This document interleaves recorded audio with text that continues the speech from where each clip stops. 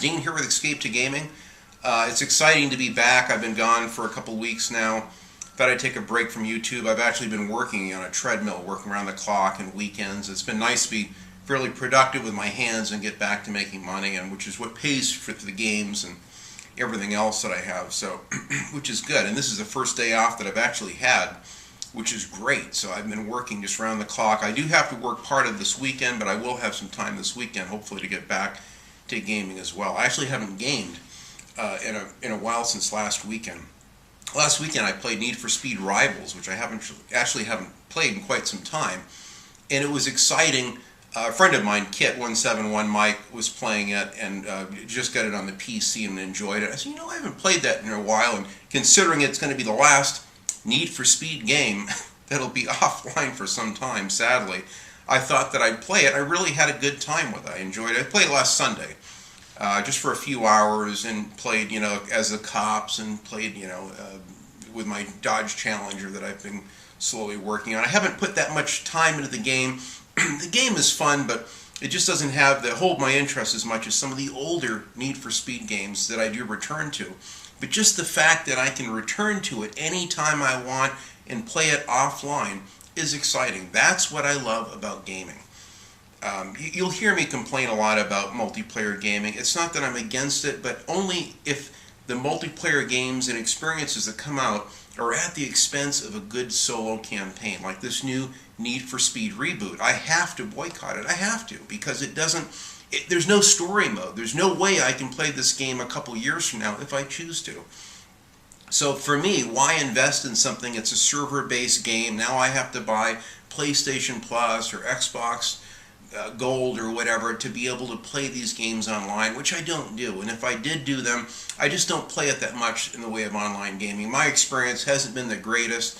But from my friends that are living, for multiplayer, this is probably the greatest age you could live in. It's a multiplayer heaven for every new game that's coming out. Everything is leaning towards the direction of multiplayer gaming, unfortunately. Now, my multiplayer gaming that I did recently was with my nephew. My nephew, I haven't seen God in almost 18 months. He finally came into town, and I charged my controllers up and got excited. We ended up watching a lot of movies and didn't do that much gaming, but we did have one Sunday which we gamed all day and just did co-op gaming. We played Far Cry 3 in co-op, which I've always wanted to try. It's kind of neat. They actually have like a separate story mode for co-op, and it was a blast. I had so much fun playing this in split screen. To me, that's my idea of multiplayer. Then when we get bored with this, which was after several hours of it, we had actually played this for quite some time, then we segued right into Left 4 Dead, which I've only played this offline pretty much by myself with the bots, and it's hard to play that way. This is really a game designed for co-op, and man, the split screen offline co-op for this game is off the hook. We just had this incredible time playing this and playing all the different story modes in this and trying different characters, and it was just so epic. My wife has some footage of she took with her camera phone. I don't know if there's a way I can try to get the footage and show any of it, but she actually came in because we were raising so much of a ruckus in here playing this that she couldn't help but get some footage of us playing the game and us laughing at each other. And that's what makes multiplayer, to me, fun, is the excitement that you have sitting on the couch with someone that you care about and laughing, yelling at him for getting salsa, on my controllers and what have you. It's just fun. It's fun to be there in person. To me, those are the heydays of multiplayer back in the 90s and the early 2000s that I live for. And sadly, that's very rare. It's like once a year now that I even get to do that. But it still is fun. And I love these games because I can return to them in solo or even like a co-op capacity or, against in a versus mode with my family and friends. It's still a lot of fun today. That's what I love about gaming. The multiplayer, not so much. I'm happy my friends have all these new multiplayer experiences, but when I could always play Rainbow Six in a solo campaign by myself, and now the new one I can't, that bothers me. When there's this beautiful new commercials and graphics and trailers for the new Need for Speed reboot, which looks perfect, finally. They got this kind of a Fast and Furious nighttime mode, ultra realism cops. It looks like it's right in Los Angeles. It's the perfect game. God, I would have paid a premium for for a game like that with a solo campaign, but I cannot condone buying a game that's a rental. You're paying $60 for a rental, and in a year or two you can throw that disc away and then buy the next new thing if that's what you're into. It's just not for me. So it's not to say that we don't have wonderful single player experiences. I just recently bought, in fact, after my last video, I went out and followed through and canceled 3 pre-orders. Canceled my Fallout 4. I'm not interested in playing a buggy experience. And who knows, it may play fine right out of the gate. I don't know, but I'm not going to chance it anymore. Never again. I've learned my lesson. That's fine. I'll just move on from on that point. But to me, I'd rather invest in a company that I know makes a great experience. And I know that Machine Games is working on the new the next installment after the wonderful New Order and the Old Blood, and I'm excited to play that. Now that's a company that I was happy to invest the money in buying this brand new, even though I had already paid full price for a day one digital download. I still have to go out and get the Zombie Army Trilogy next, which I saw over the weekend. In fact, I went out over the weekend, went to GameStop, just looking at some of the games that are available. I think I'm going to get that Dishonored game. It looks great, remastered for the PlayStation 4, because I never played that much of it. I played the beginning of it, never returned to it. I don't have all the DLC. I do have the original game that I pre-ordered and bought, but I still have the tarot cards that came with it. But it'd be nice to have that game, and for whatever they're at, $40, whatever they're asking for it, it seems like a good price. The new Uncharted collection looks outstanding. This is why I like them taking the time to polish games that are tried and proven and put them on the next-gen consoles, because we can enjoy them. I never played Uncharted 3, and I only played half of Uncharted 2, so now I can go through and play all 3 games with hopefully better controls and even better graphics, which looks great. Plus I get to use the PS4 share button to share my favorite screenshots or gameplay along the way, which is exciting to me. So I don't want people to think that I'm against new-gen gaming, because I'm not. It works so well. It looks so beautiful in so many regards, and I love playing it. In fact, I'm going to be returning to Battlefield Hardline this weekend. I started to play the campaign, was having a blast, and I don't know what happened. I think another game came out, and I got derailed and got on to something else. But, I mean, to me, that's why I'm curious that EA didn't make this new Battlefront game with a simple story. Even if it was just a lousy 4 or 5 hour campaign, they could have had a polished, single-player, offline campaign. I would have bought it. So I'm glad I canceled my Battlefront pre-order. And I've already watched a couple videos of people that have played the survival mode, and frankly, they say that you'll play it once, you'll never return to it. He said it's a very forgettable experience, and that's sad. Now, I don't know if they're saying that because they're multiplayer-centric gamers, or if they just tried it and genuinely didn't see any redeeming value in it. But either way, I will not buy the game, and I urge you, I mean, if you don't feel that it's worth it, don't pay the money. And certainly don't buy these special editions for $120 or the deluxe. They got like, I don't know how many editions of the game you can buy. I can see this is going to be a cash cow for EA. I'm all for the wonderful, polished graphics and experience, but not at the expense of a single-player campaign. I won't do it. I have to boycott that game. If you want to buy it because you just have to play Star Wars online with your friends, I understand. I just can't do it, and I would condone, frankly, boycotting the game to teach them a lesson, to say we're not going to put up with this crap anymore, when there was a campaign in the second one.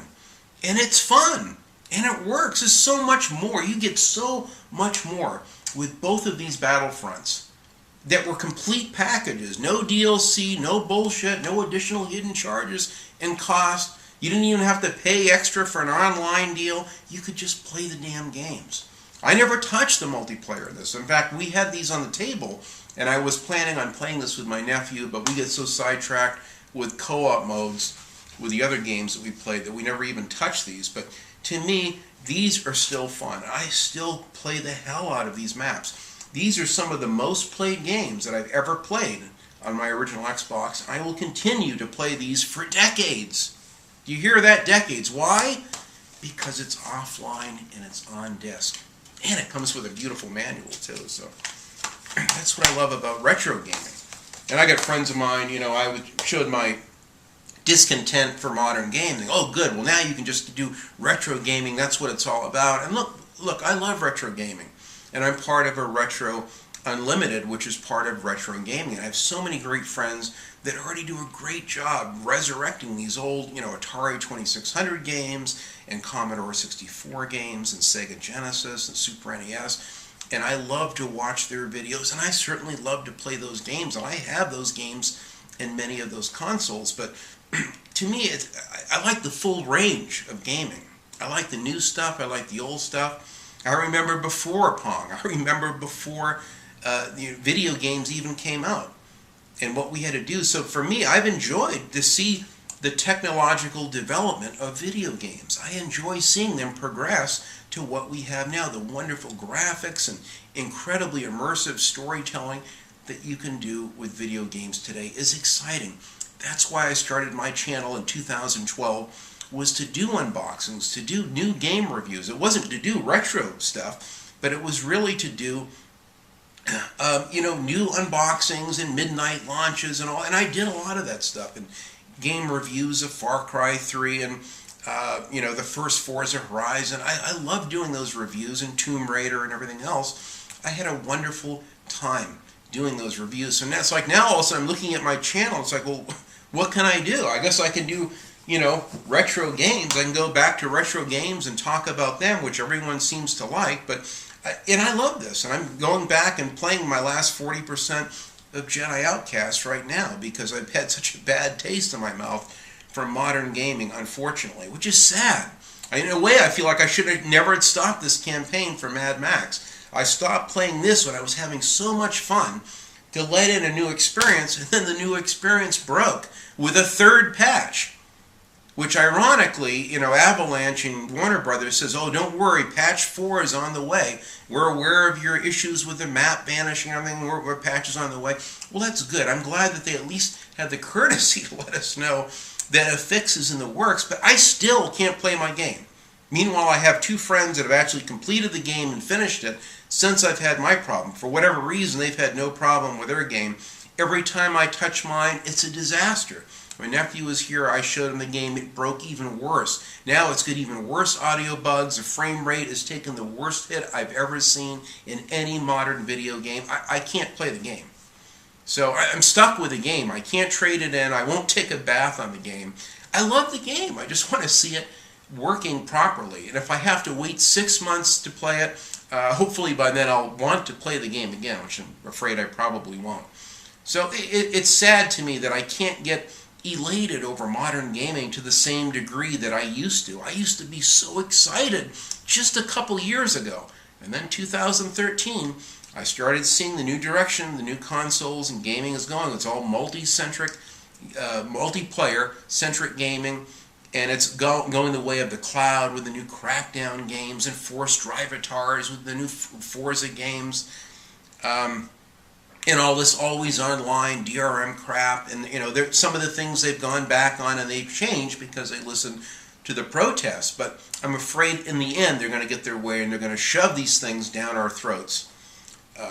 So I'm not elated about that, and I'm just not happy about it. I don't like the direction modern gaming is going. It's a shame because no one can appreciate the gorgeous graphics.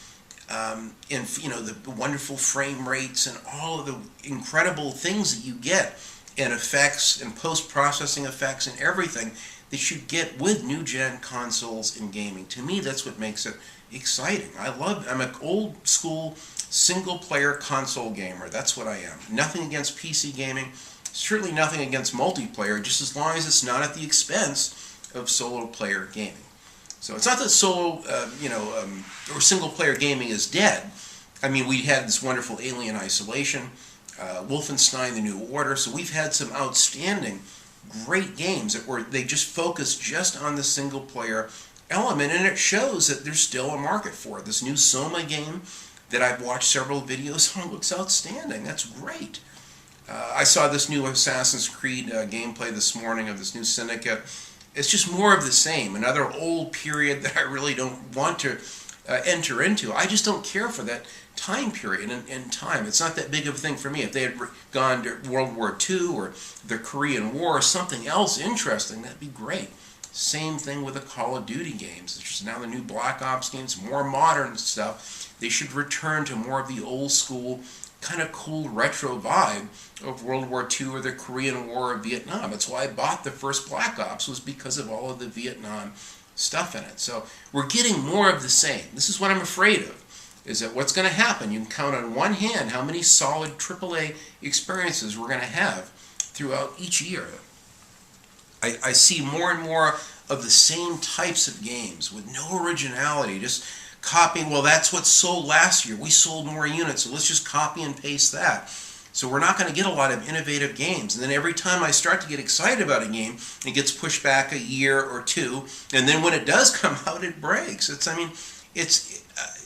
unnecessary. I don't know what to say. I don't want to harp on it and be a pessimist about modern gaming, but I just don't see that many great AAA experiences coming out anymore that I can get excited about like I used to. So unfortunately, I'm going to be doing probably just a lot of retro gaming stuff, and I'll be waiting and watching and seeing people's gameplay videos of the new Fallout 4 game, and after several months, because there will be patches. And like I said, my Mad Max game worked fine for 3 weeks, and then all of a sudden it broke like you couldn't believe because of additional patches to fix one thing, but then it breaks something else. So this is the part of new-gen gaming that's unexcusable to me. I just find if the game is not ready, I'd rather wait years. I'll wait an extra year, just make sure it works good, and it's an experience that we can count on. Then I'll buy it. And I'll pay full price, I'll pay more even. But just make sure that it works and that it's a quality product that we can feel good about playing. That we won't, get halfway into it and then get let down because you can't see it through. Like I'm still, over a month or so later, I still can't play the Mad Max game. So you better believe I canceled my Just Cause 3. I have no interest in going through this again. I talked to some people and they said even Just Cause 2 had some really bad game-breaking bugs, which I didn't even realize. I have over 100 hours in it and never encountered any problems, but I was just screwing around with the game. I wasn't going through and playing every single mission in it. I was just having fun flying around and checking out every single location, all the islands, which to me made it fun.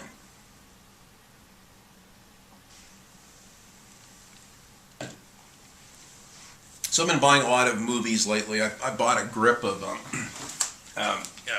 3D. I've got this new 4K 3D television. So I bought Mad Max Fury Road, and I just last night watched Jurassic Park in 3D and Godzilla in 3D, and I got this wonderful Dread movie I've had for some time. Apparently it's in 3D as well, and Predator in 3D looked incredible.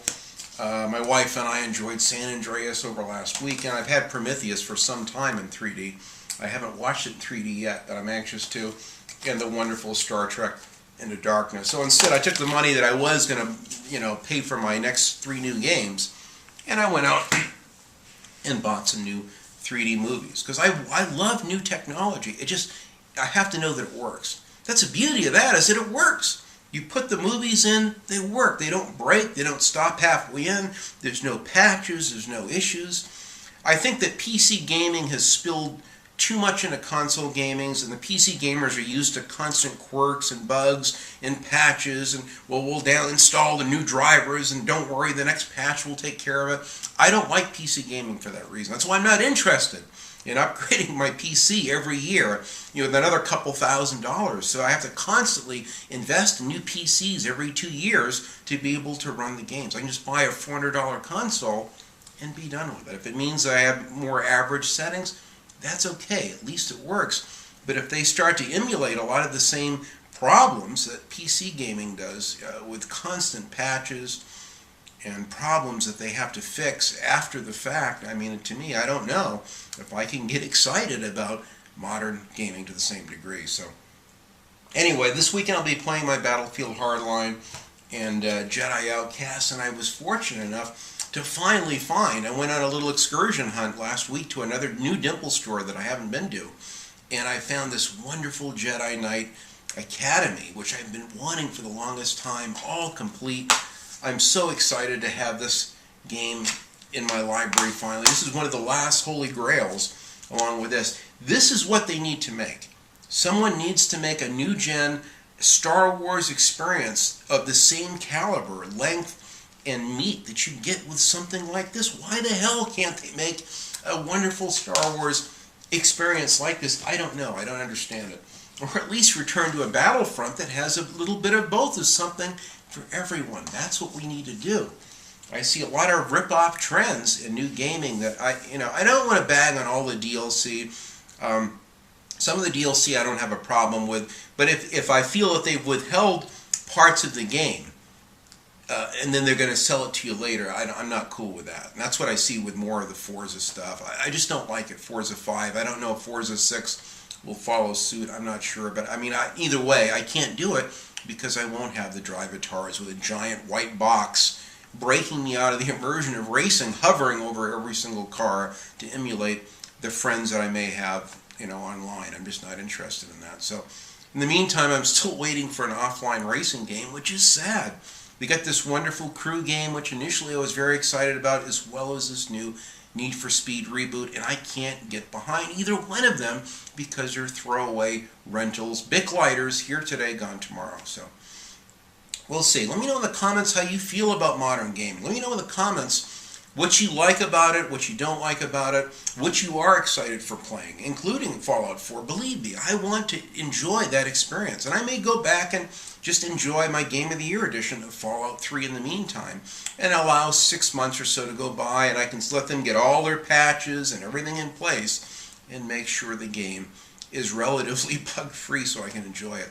Naturally, with an open world game, you're going to have some weird and usually funny kind of glitches of people, clipping into walls or doing strange things with animations or what have you. It doesn't take too much away from the experience. I'm willing to live with a lot of those issues. That's fine. Those are minor bugs, as long as they're not game breaking to where you cannot play the game. So anyway, it's great to be back.